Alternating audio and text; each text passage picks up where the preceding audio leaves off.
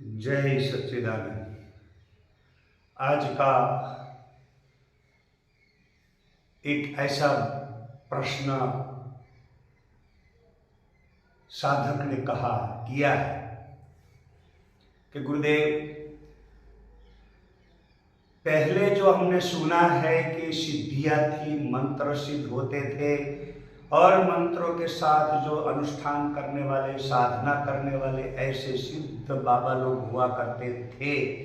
आज के समय में करते थे शब्द क्यों लग गया है? ऐसा क्यों नहीं है कि अभी ऐसे सिद्ध पुरुष है? ऐसा क्यों नहीं? पहले ऐसे सिद्ध बाबा थे, आज नहीं है। ऐसा टाइटल इस समय में ऐसा क्यों हुआ? ये प्रश्न साधक ने किया है कि आज क्या मंत्र सिद्ध नहीं हो सकते? क्या आज हम साधना करें तो हमारी सिद्धियां हमको प्राप्त नहीं हो सकती? क्या जो हम चाहे कि भाई हम कुछ करना चाहते हैं, अच्छा काम करना चाहते हैं, क्या अच्छा काम हम नहीं कर सकते? कई लोग ऐसे हैं जो कुछ अच्छा करना चाहते हैं, उनके पास पैसा नहीं है, और जिनके पास पैसा है वो कुछ करते नहीं है। और जो भी लोग हैं आज की युवा पीढ़ी, जिसके पास कुछ भी नहीं है, बहुत कुछ करना चाहता है, बहुत बड़े स्वप्न लेकर के चल रहा है, सोचता है कि पूरे भारत का मैं एकदम ऐसा उद्धार कर दूंगा और भारत का मैं ऐसा सुधार कर दूंगा कि कोई मेरे देश में गरीब न रहे। तो ये सब हम लोगों को यहाँ जो मन में विचार आता है, और उस विचारों के साथ हम यदि कुछ सिद्धियां प्राप्त करें, कुछ साधना करें, तो ऐसे साधना करने से, ऐसी सिद्धियां प्राप्त करने से आप जो भी कुछ करना चाहते हैं वो करने पर भी ये नहीं होगा। इसलिए सिद्ध पुरुष आज भी है, लेकिन हमारे सामने वो चुप है, मौन है। कहोगे महाराज आज है क्या? हाँ जरूर है, आज भी ऐसे सिद्ध पुरुष है, लेकिन वो मौन है, चुप है।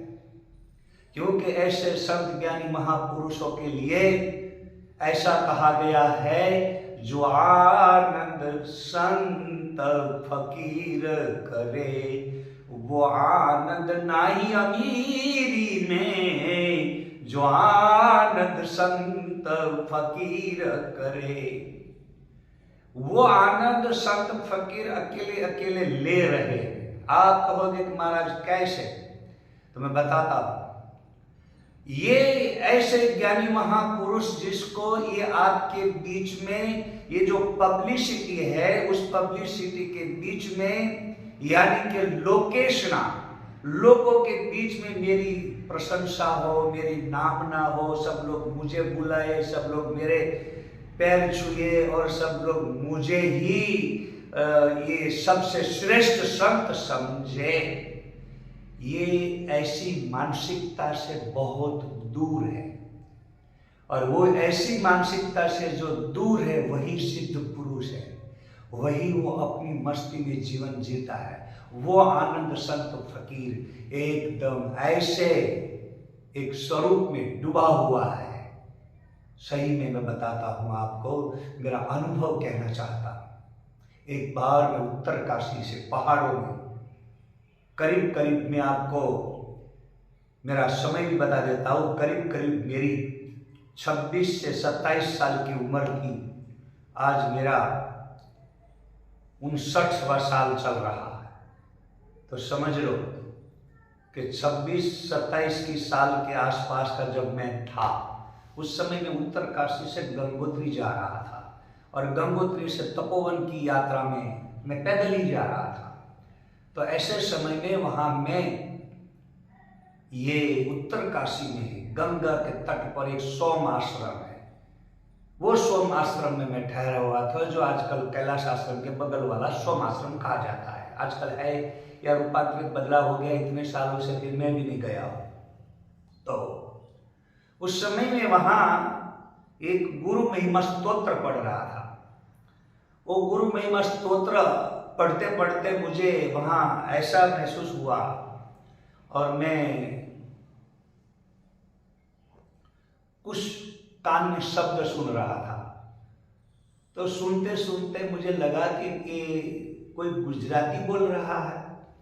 मैं भी गुजराती जानता था और गुजराती बोलने वाला जो बोल रहा था वो बिल्कुल मुझे स्पष्ट सुनाई दे रहा था। नीचे एक बाबा बिल्कुल दिगंबर अवस्था में बैठा हुआ था और उनको यहाँ जांघ पर एक बहुत बड़ा जो है कीड़े पड़े हुए थे, तो घाव हो गया था। उस घाव में से कुछ कीड़े नीचे गिर रहे थे और नीचे गिरने वाले कीड़े को वो पुनः लेकर के अंदर डाल रहे थे। ले साले हरामी, खा ले, तुम जो भी खाना चाहता है खा ले, फिर मैं दोबारा आने वाला नहीं हूं। अब जितना नोच के खाना है नोच नोच के खा ले। वो जैसे कीड़ा नीचे गिर जाता है अंदर से बाहर निकल करके, तो वो कहता है कि तेरा अभी कोई बाकी रहा हो तो ले, खा ले, नोच ले। तो गुजराती वहां से जो निकला हुआ था वो गुजराती कह रहा है कि अरे बाबा, आपके घाव में तो कीड़े पड़े हुए हैं और इतना बड़ा घाव हो गया है कि कीड़े खाते खाते तो बड़ा नोच करके बड़ा गड्ढा कर दिया है। बोले हाँ, तो आप चलिए हॉस्पिटल में ले जाता हूँ। बाबा के हॉस्पिटल ले जाएगा? वो गुजराती कह रहेगा हाँ मैं ले जाऊंगा आपको, चलो अभी यहीं बगल में ही है, थोड़ा दूर है। तो बाबा खड़े हो गए, लेकिन उनके सामने देखते रहे। फिर उन्होंने हाथ पकड़ा कर चलो चलो, तो एक दो वो जो है पांव रख करके चले भी खड़े। चलने के बाद रुक गए। रुकने के बाद कहा कि तू इनको ठीक कराएगा, तू ठीक कराएगा? गुजराती कह रहा हाँ मैं ठीक कराऊंगा बाबा जी, आप चलिए। बोले तू ठीक कराएगा? इसको ठीक करा के क्या करेगा तू? ये आज तक, अब ये बाबा के शब्द सुनिए, कौन सिद्ध पुरुष होता है और कैसे सिद्धि को प्राप्त की जाती है। पहले आप सुनिए ये दृष्टांत। ये मेरे सामने घटी हुई घटना है, मैंने खुद अपने आंखों से देखी हुई घटना है। उसी समय वो बाबा ने मुझे वो उनको कहना शुरू किया। मैं वो हमारा पाठ रख दिया और मैं वहाँ खड़े होकर नजदीक जाके सुनने लगा। तो उस समय बाबा ने कहा कि तुम इसको क्यों ठीक कराना चाहते हो? बोले बाबा जी, ये दुख दर्द मेरे से देखा नहीं जाता, आपके इतने। तो बाबा कह रहे कि ये दुख दर्द मेरा थोड़ी है, ये जिसने जिसका नोच नोच के खाया है वही लोग इनको नोच नोच के खाने के लिए आए। पता नहीं किन किन लोगों का खाया है, इसलिए लोग आए हैं घर खाने के लिए। खाने दे, अब मैं आने वाला नहीं हूं, मेरे इससे कोई लेना देना नहीं है। और ये पीड़ा मेरी पीड़ा नहीं है, ये तो जो खाने के लिए आए हैं उनको शायद पीड़ा होगी कि खा लो नहीं तो रह गए तो मिलेगा नहीं, खा लो नहीं तो रहेगा तो मिलेगा नहीं, इसलिए सब लोग नोच नोच के खाने के लिए आए। अब तुम इनको ठीक क्यों कराना चाहता है? अरे बाबा आप ठीक हो जाओगे तो। अरे भाई, ये शरीर कोई काम का नहीं है, न पढ़ा लिखा है, न कुछ करता है, न कुछ भी मेहनत करता है, बस हराम की रोटी तोड़ता है। अब जिसकी हराम की रोटी तोड़ी है वही लोग यहाँ अभी नोच नोच के खाने के लिए आए। इसलिए हराम की हड्डी जिसकी हो गई है, ऐसे ये शरीर को ठीक करा के तुमको क्या मिलेगा? मेरी बात समझ में आ रही है? ये बाबा के शब्द क्या कह रहे हैं? आप कई लोग नंद धड़न बाबा को जो गंजेली कहते हैं, गांजा पीने वाले कहते हैं, जो कुछ कहते हैं, इन लोगों की दुनिया को आप नहीं जानते।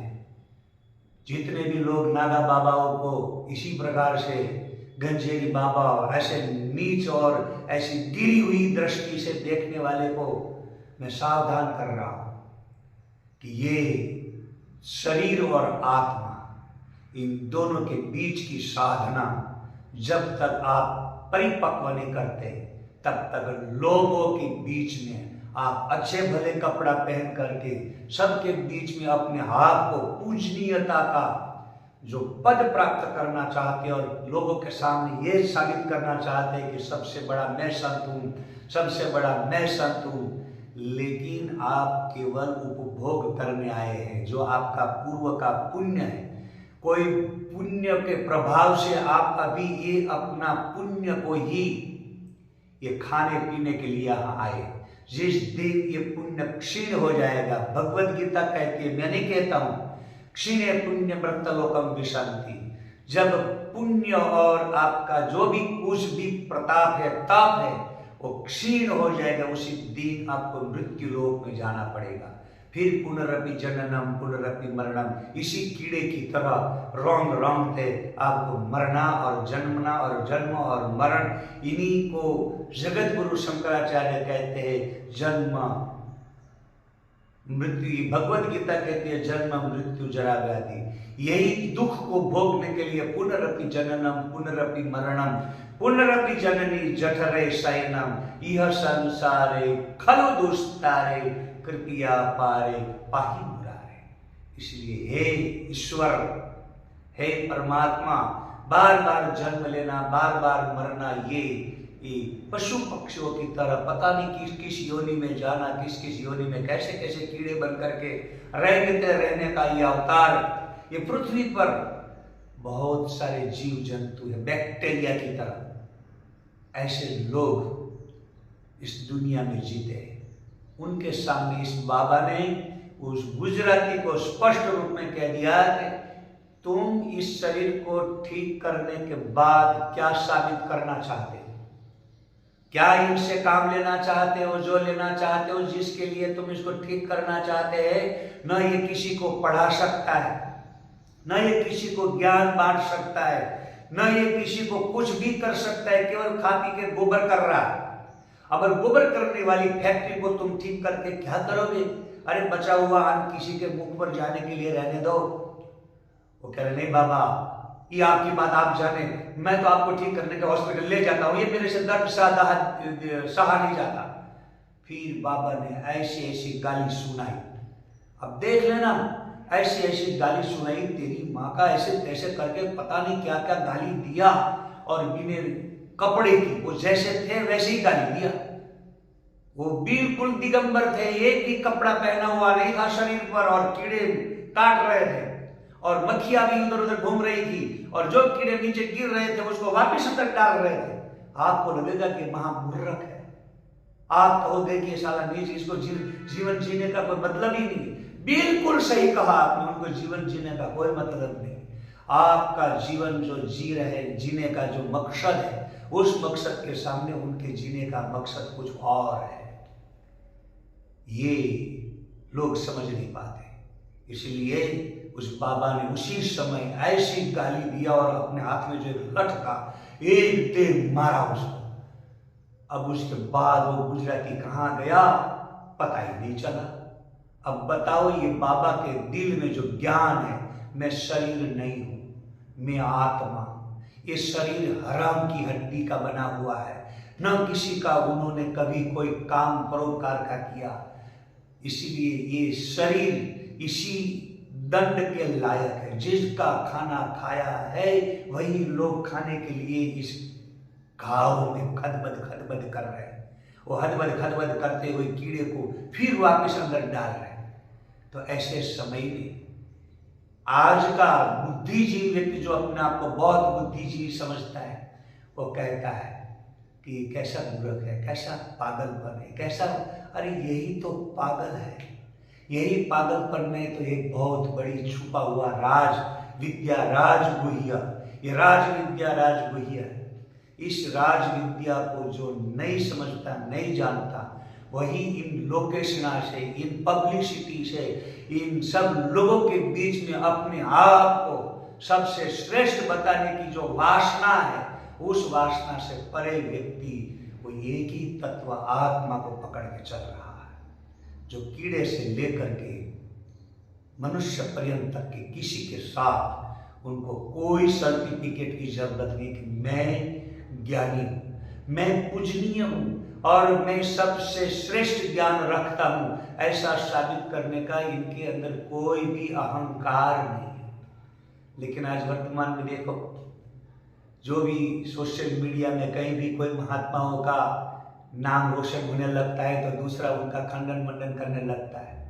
जब कोई दूसरा उनका खंडन मंडन करने लगता है, वो साबित करना चाहते हैं उनकी अपेक्षा मैं श्रेष्ठ हूँ, उनकी अपेक्षा मैं श्रेष्ठ हूँ। कई लोग तो अपने संप्रदाय को ही ये पूरा सनातन धर्म की बरोबरी में ला करके उससे परे, उनसे श्रेष्ठ अवतारों के अवतारी बता करके अपने आप को श्रेष्ठ साबित करने में लगे हुए हैं।